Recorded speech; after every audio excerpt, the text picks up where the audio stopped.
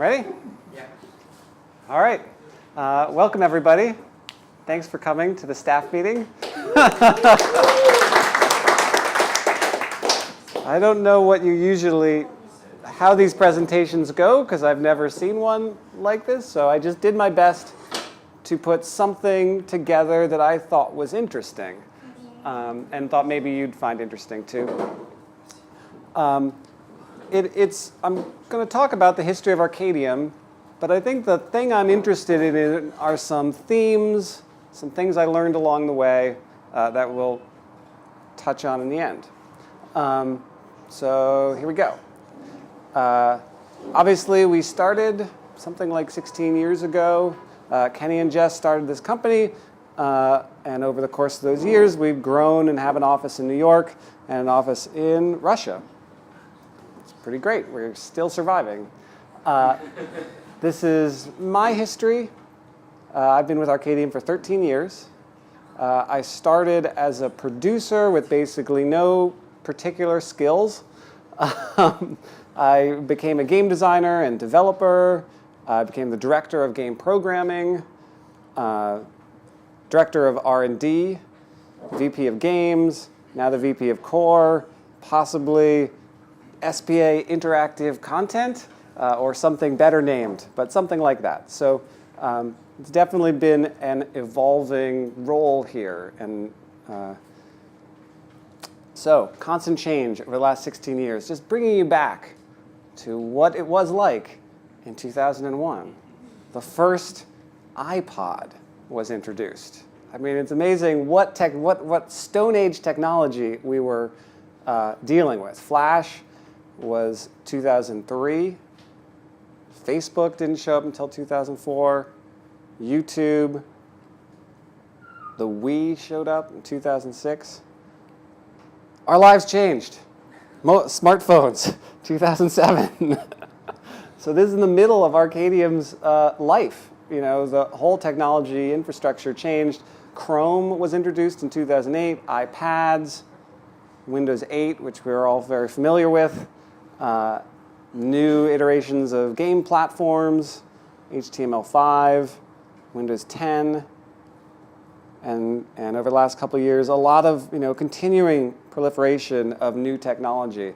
It's just important to think about where we started with Arkadium and how much has changed as things went along.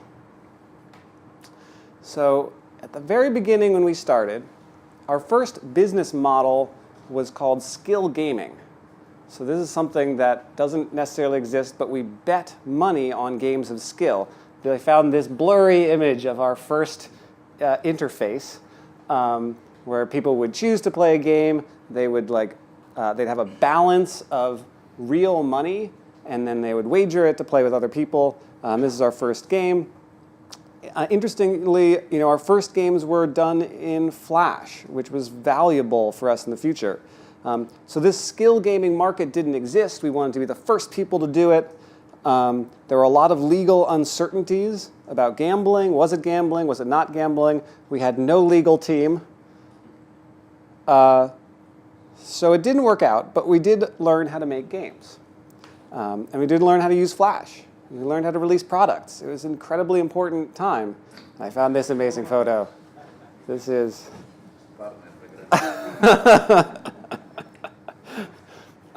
So we moved into our second business model, which was online game licensing. So we had these games. We had built Flash games that were sitting in our first product, the Game Deck skill gaming platform, but they were making no money. But we had these games, and Kenny started selling them to companies. So this became a pretty good revenue stream. So we would have a game like Eggs that existed, for ourselves, and then we would license it to something like 17. We would reskin it, call it Gumballs, and they would pay us money. This was pretty good, stable work. It was called advergaming at the time. It played to our development strengths, which were Flash, and our sales strengths. Kenny and Neil were just excellent at selling these. I think Neil was on our team then. But something I thought about, the way we felt about this business model was it was not sexy or scalable. selling ads, like it isn't that cool. Just reskinning existing classic games. And this concept of scale is important. I wasn't sure it was totally obvious when I say what is scalable revenue. The concept here is that if we're doing, if we're reskinning a game and selling it to somebody for a certain amount of money, you get a linear revenue growth. So if you put in, you get 10 more people making it an extra game, you'll make slightly more money for that year, but you have to keep adding more people to add more revenue. We really wanted to do something that had more of an exponential growth curve, where you could sell subscriptions or something, where you could continue to grow revenue without adding a whole lot of extra effort. So that's the idea of business models as scaling revenues is important to think about. So these licensed games led to our first product, white label online game arenas, which we're actually still really familiar with now. This was our first. This was our own arena, so we built something for ourselves. Game Deck, which still, or Great Day Games, which still lives today in some weird limbo in its own tech stack, and reskins for clients like Lifetime. So this was pretty good. It was actually a scalable business model. We didn't feel like it had that high, like we didn't know how big it could get, but it was pretty successful. So Arkadium Symphony was born. So this is when the team that had been an offshore, I think they were part of Offshore Creations, became Arkadium Symphony. We had our new office. So some things we learned were that games were popular with women and the elderly, who continue to be kind of our target audience these days. So then the first fad came along, poker. So we made online poker, and we licensed custom versions. This is the only one I could find. Does anyone remember Last Call Poker? Was anyone around for this? This was very cool. It was a poker system. It was part of an advertisement for a game called Gun. This was the logo for it. It was not a very successful game, but during the launch, the lead up to the launch, they had this website with an artificial reality game. So like the time would change here, and people would, I don't fully remember, but supposedly there were aspects of it that were in real life and aspects of it that were in the poker game. But we licensed a lot of poker for a while. We even built a physical poker table. So we partnered with a company in California that built a physical poker table, and we empowered like touch screens and the central screen and all the tech to support this. We actually have some patents for how to reveal cards. We were really excited about this. There were three major companies, or really there's one major company and two upstarts, and we were one of the upstarts who wanted to get into this space. And there was a showdown at a casino in California where they had the most successful table, and then our table, and then another company's table. And the goal was to see who would get the most hands per hour. Because all they care about when you run a casino is how many times do you play, does the poker go around, because they get a little cut out of every game. So they wanted to go really fast. So the other company that we didn't know about, their table never worked at all. We beat the best table by a good margin. It was really impressive. And immediately our partner in California got bought by the main company. But we didn't have we are the software support for that company, and so we got nothing from it. So it was very disappointing. So we went back to our core strengths. Selling games to clients. This is an absolutely gorgeous game we did for NASA for interactive, for like touch consoles. I don't know that it exists anymore. and making games for our own audience of casual players. So we were releasing a lot of games. I think we discovered Mahjong Dimensions mechanic around this time and made lots of copies of it.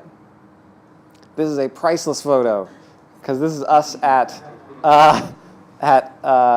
Kiev at a conference.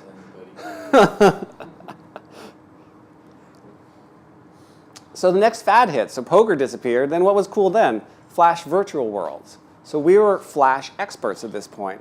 So we got involved in a variety of projects that were integrating like a Flash online virtual world with something.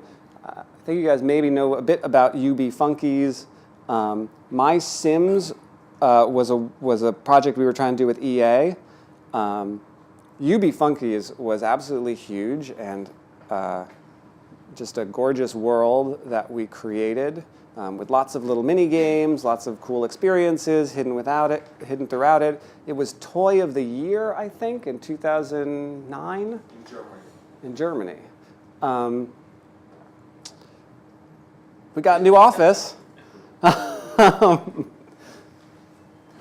But fads change. So the story of My Sims is that we were working on it, freaking out about getting this thing live, and they just kept mentioning, is this going to work on Facebook? Is this going to work on Facebook? And we were not aware how big Facebook was going to be. And so we were like, no, it's, we'll just log in like all the other Flash virtual worlds. It's like fine, it doesn't need to work on Facebook. And then ultimately they canceled the project because they needed a Facebook game. Because at this point, Farmville was exploding, and it was the new hotness. So what did we do? Obviously, we pivoted to Facebook. We started making Facebook games for ourselves. We started making Facebook games for our clients. This is a game for Vampire Diaries. For Warner Brothers. Yeah, we did a lot of games for different people, constantly trying to make our own games. Obviously, some games we remember. Blast is still live, still generating revenue. It's been incredible.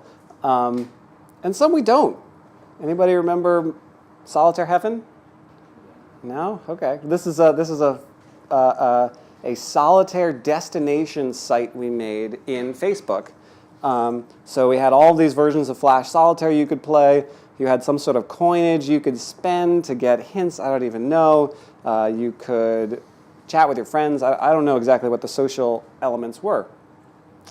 But it's interesting. So Solitaire Heaven is gone, but I actually think it had a part in our landing a huge contract.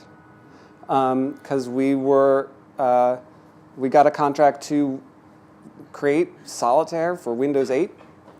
And I know some of the stuff they talked about was the fact that we had a lot of data on people who were playing Solitaire on Solitaire Heaven. And that rolled into Windows 10, which has been great. We moved into a new office in Symphony. Bigger and better, growing. So then the next big thing, mobile. We started making games like Release the Ninja.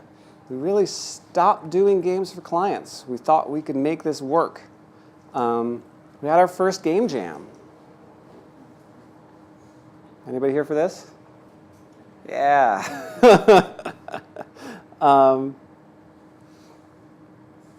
We opened an office in Toronto.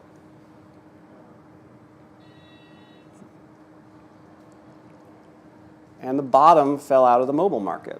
So this is something this is really, there are a lot of reasons why it didn't work out, but I think the biggest thing is just that something about the structure of the mobile market, the tiny fraction of games that won got all the revenue. So you could say that it's a big market, it's growing, the average revenue is huge, but the actual achievable revenue is likely to be almost nothing. So the top revenue games were getting millions of dollars. The average was maybe in the thousands, with that skewed way up. The median is like $100. So we were getting nothing, and it was pretty rough. On top of that, economic sanctions on Crimea, whole office moves. we'll get to maybe another picture. But we keep on going. So luckily we have a positive supporting culture. We have development teams that know how to make games and products. And we still have these great partners. We had a new office in Krasnodar. So we've actually had the best couple years yet, constantly growing, still profitable, continuing to grow our game arenas. We're getting into the article with Factives on the page. And we're close to closing our first branded Factive, which would be really exciting.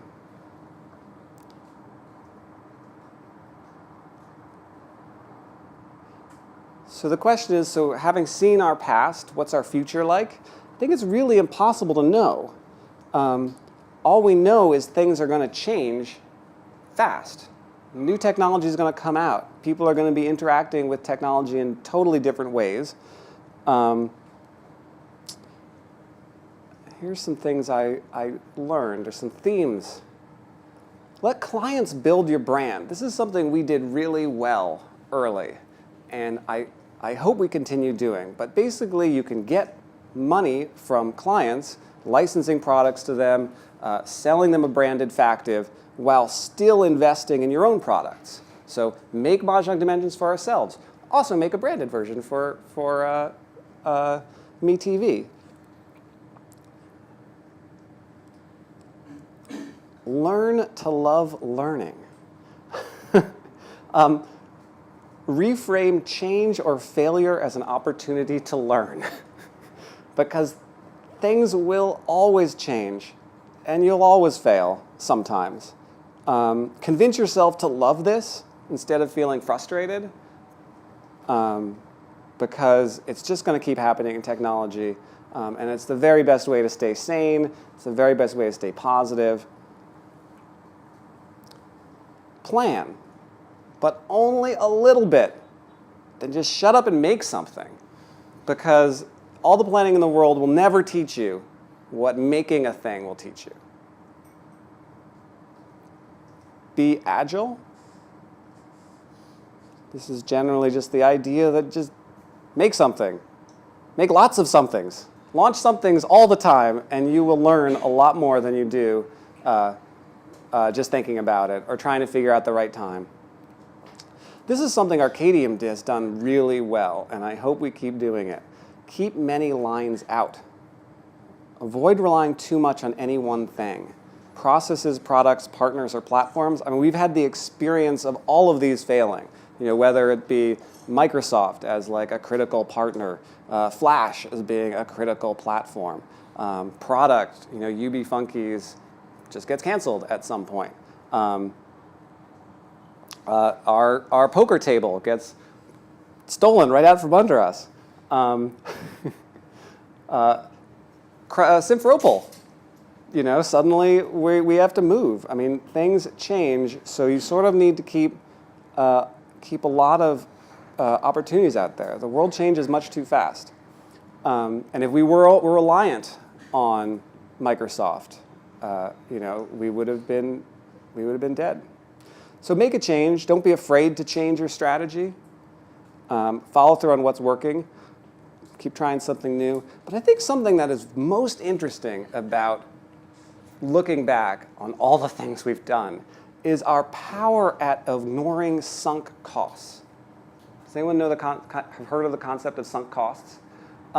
This is a bias, like a mental bias that people have of if you invest a lot in something, you keep that accounting in all your future decisions. So you say, well, I already spent 2 years learning Flash, so my next choice should take that into account because I spent so long learning it. And the actual best logical way to approach choices is to totally ignore that sunk cost right now, based on what I know, based on the environment, based on the best market analysis. What should I do? It shouldn't matter that I spent a ton of time learning Flash. If Flash is the right thing right now, use Flash. If HTML5 is the right thing right now, we should be using HTML5. And a lot of people get stuck just dragging along that thing that worked in the past or that thing they invested so much love and passion into that they can't change. So Arkadium has done a fabulous job at leaving what isn't working, even if it was hard won. Even though we worked so hard on My Sims, and then it was canceled. It's okay. At that moment, you have to make the best decision right then for you, and it doesn't have to do with fighting over trying to get My Sims back or trying to launch it to spite them. It's about figuring out the next thing that really works. So just appreciate what you learned from that effort and passion you put into whatever you did and move forward. And that's it. Tom? Yeah. Is this an interesting story about how Soldier of Heaven helped to make contract with MS? Do you want to share with us details? So I was not part of the process of contracting. I mean, Kenny is an amazing salesperson and has done, he did everything for that. I just remember that when we were talking with them, they were interested in some of the data we had from Solitaire Heaven, because we had been capturing all of the hands that were won. And so as part of the things we were talking about, they were discussing the idea that, we could use some of that data to help us solve hands for Klondike in the future. We had never used the data, but the fact that they were aware of our having done Solitaire Heaven, I think was part of giving us the credibility as like, this is a company, they really know Solitaire. We can trust them to make our Solitaire. Yes, Any other questions? How it was Microsoft came for us, or we for them, and How that sale went? I'm pretty sure they came to us. They called Kenny. Yeah. Remember, because of MSN Zone games. Yeah. Firstly, so they know that we are a publisher, developer for these games, on their portal, and they called Kenny. Yeah. As I remember. I think that's true. That's my memory too. In general, a lot of our biggest pivots have come because someone has called us. I remember when we were sitting in our New York's original office. Well, the first real office was a table smaller than this, where Kenny, Jess, Terrence, and I would sit in the middle of a cubicle farm for a different company. So it was this free space we were using. But I remember when Kenny got off the phone from, I think, Camel, it was some weird call where they wanted some of our games, or maybe they wanted our poker system. But it was definitely one of those moments where we pivoted, where suddenly we realized we've been struggling with game deck, we've been struggling with trying to make this product work, and then someone outside called and said, hey, do you have Flash games? I kind of want Flash games. And it was some pretty well-known company. And we were like, oh, yeah, we've got those. Let's start doing that. And very often the call comes from outside. It's somebody wanting something that we can do that we didn't know anybody wanted. And then we would quickly pivot to go and try and help them at the same time, always staying true to investing in our company, building stuff internally. Anything else? Can you say something Sure. about story, more details about Mahjong Dimension Plus story, how it was created, ideas, actually? Mahjong Dimensions. So there was a period where we were doing white label games, and Jeremy Mays was in charge of the development team. He and I were working very closely on the design and the art and the programming. I think this is back when I was a director of game programming. And we had a goal of making something like 26 games a year. So we were very rapidly trying to make these new games just to see what would work. Because we were building game engines, and then we would license them to brands. And one of the games that showed up was Mahjong Dimensions. I think initially it was Terrence's idea. Terrence always wants to make things 3D. So he will always turn to me and say, oh, you know Collapse? What if Collapse was in 3D? And we'd say like, oh, okay, Tara, it's fine. We'll think about that. You know, Tetris. What if Tetris was in 3D? And you're like, all right, okay. You know. But at some point, he said Mahjong. What if Mahjong was in? Oh, actually, it wasn't Mahjong. The original version was called 3D Metro Match. Do you remember? If you guys know the Metro Match game we have, it's just a simple match thing. And he had turned to me and said, what if we made Metro Match in 3D? And we did. So we built a model of Metro Match in 3D, you know, where it's just matching images, you know, so it's using Metro Match art. And then at some point, I don't know, we decided that it was kind of cool. It was kind of cooler than we thought, but it would be better if there was some other piece to it. And so we were like, well, what if we use the Mahjong logic of like pulling things out, and will that work? And so we released this game called Mahjong Dimensions, and we thought it would be cool. But the data, at that point we were using just Google Analytics, it was obviously really cool. People played it all the time. People in our office were playing it all the time. So I looked back a little while ago. I was doing some presentation about Mahjong Dimensions, and I was really impressed at how fast our team, we made Mahjong Dark Dimensions maybe 4 months later. You know, so we were already launching like the next better version with timers and other things. And we launched Mahjong Parallel Dimensions like a year later. We launched the downloadable version maybe the next year. So it was like very quickly we recognized that we had created something really novel because people were responding to it really differently. So we had this background of working on Mahjong Dimensions, and then we were faced with the fact that Facebook was where to be. You know, we have to have Facebook games. So it felt obvious that we should try and figure out how to take this engine that was uniquely ours, unlike anything else, and put it on Facebook. We were heavily influenced by Bejeweled Blitz and Diamond Dash, I think. There were games out there that had this blitz mechanic. And so initially we just said we're going to try putting something out. I really think there was a critical lucky break on Blast, which was in a brainstorm of like, what can we sell? What are boosts? How do we make boosts work? And we had all the thing, oh, add time. People love time, you know. Add points. People love points. And then I think I had the idea to do, what about like a level, what about just one that like changes your icons or whatever? And we're like, oh, sure, whatever, you know, we'll throw that in too. But it turned out I think that was the critical reason that Blast is so consistently profitable, unlike just a simple blitz game. Because they had these collectible things, we could make an infinite number of boosts, because all it was another icon in a slightly different shape, and people liked collecting stuff. So that was like an interesting thing that helped that have legs. But it was a lot of luck, and it was a lot of just knowing we had to put something on Facebook, and knowing that Mahjong Dimensions was pretty good. And then we also made a bunch of stuff that didn't work. We had a bingo charms game that we relaunched, and that did not work. We had the Solitaire Heaven. We had Arkadium Stadium. So again, it's a try lots of stuff, make things, and then sometimes the alchemy works. A couple of good decisions, a couple of ends up running well. No more question?